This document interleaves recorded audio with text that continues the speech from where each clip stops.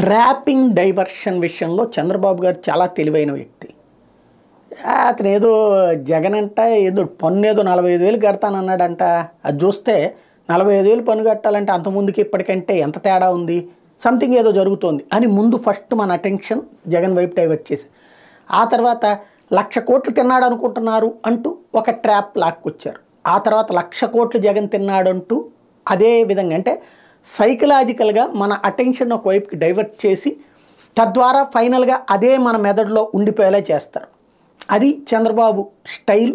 దాన్ని తన అనుకూల మీడియా అంతా కూడా ఆ ట్రాప్ని జాగ్రత్తగా అలా అల్లేసి మీదేస్తుంది. ఇప్పుడు ఫర్ ఎగ్జాంపుల్ ఎన్టీ రామారావు విషయంలో లక్ష్మీభారత్ అంటే అది ఎవరితో దాన్ని తీసుకొచ్చి కూర్చోబెట్టి ఆయన ఏందేందో చేస్తున్నాడంట, బయట ఏదో అనుకుంటున్నారు అంటూ ఇది నేను అన్నట్టు రాయబాకండి, మీరు ఇది మీ మనసులో పెట్టుకోండి, మీరందరూ ఆప్తులు కాబట్టి చెప్తున్నారు అంటూ రిపోర్టర్లతో మాట్లాడి ఆ తర్వాత వాళ్ళు ఒక అజ్ఞాత శక్తి ఇట్లాంటి రాసుకొచ్చేలాగా చేసి ఆ తర్వాతన ఎన్టీఆర్ ఆమెను వదిలేసేలాగా చేసే ప్రయత్నం చేసి చివరికి ఎన్టీఆర్ పెళ్లి చేసుకునేటప్పటికి షాక్ తిని మళ్ళీ అదే లక్ష్మీపార్వతితో ర్యాపో మెయింటైన్ చేసి ఆ తర్వాతన నిదానంగా లక్ష్మీపార్వతికి ఎన్టీఆర్కి చిచ్చు పెట్టాలని చూసి అది సాధ్యం కాక ఎన్టీఆరే అమ్మాయిల పిచ్చోడని పెళ్లి చేసుకున్నాక ఇంకా అమ్మాయిల పిచ్చోడేంటి, పెళ్లి చేసుకున్నాక ఆవిడ రాజ్యాంగేతర శక్తి ఏంటి, ఆవిడ రాజ్యాంగేతర శక్తి అయితే ఈయన రాజ్యాంగేతర శక్తే కదా అల్లుళ్ళు కూడా.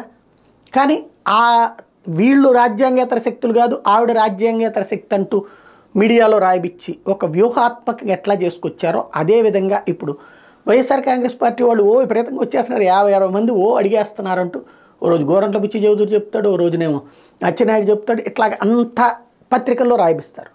50-70 మంది వస్తే అసలు తెలుగుదేశం ఆగుద్దా, ఊరుకుంటుందా ఇన్ని రోజుల పాటు, బార్లా తరపులు లేరవదు. 23 మంది ఎమ్మెల్యేలు వస్తే తెచ్చుకుని అది కూడా బెదిరించినో బతిలాడినో తెచ్చుకుని 23 మందిని దానికి అంత ఆర్భాటం చేస్తే 3 సంవత్సరాల పాటు 50-70 మంది వస్తే వదిలిపెడుతుంది అసలు తెలుగుదేశం పార్టీ? వచ్చే సీన్ లేదు. అంతకుముందు వచ్చేసినటువంటి ఆ నలుగురు, ఇట్నుంచి నలుగురు పోయారు, అట్నుంచి నలుగురు వచ్చారు. ఆ నలుగురు తర్వాతన ఇప్పుడు మ్యాక్సిమం అయితే గీతే ఒక 5 నుంచి 7 మంది దాకా అవకాశం ఉంది ఎంపీలు కానీ ఎమ్మెల్యే క్యాండిడేట్లు. ఎందుకంటే ఇక్కడ తెలుగుదేశం పార్టీ బీజేపీ జనసేనలతో పొత్తు అన్నప్పుడు అక్కడ కొన్ని సీట్లు కోల్పోతుంది కదా, మళ్ళీ వచ్చిన వాళ్ళకి ఏమి ఇస్తారు? కాబట్టి వాళ్ళు అదే కనుక తెలుగుదేశం ఇండివిజువల్గా ఉంటే వచ్చేవాళ్ళేమో ఖచ్చితంగా లేదు. కానీ బాబు గారు ఈ ప్రచారం జనంలోకి తీసుకెళ్ళిపోయారు. ఇప్పుడు తాజాగా తనని కలిసిన నాయకులతో చెప్పారంట, వైసీపీ వాళ్ళు చాలామంది టచ్లో ఉన్నారు కానీ నేనే వద్దంటున్నాను అంటే మాకు కూడా చాలామంది టచ్లో ఉన్నారండి అని కొంతమంది చెప్పారట.